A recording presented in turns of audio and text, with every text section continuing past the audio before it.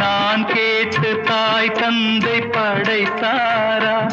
இல்லை என் பிள்ளை என்னை கேட்டு பிறந்தானா? தெய்வம் செய்த பாவம் இது போடி தங்கச்சி, கொன்றால் பாவம் தின்றால் போச்சு இதுதான் என் கட்சி.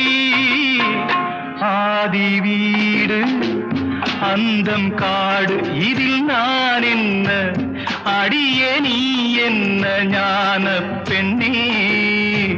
வாழ்வின் பொருள் என்ன, நீ வந்த கதை என்ன? தெய்வம் தந்த வீடு வீதி இருக்கு, தெய்வம் தந்த வீடு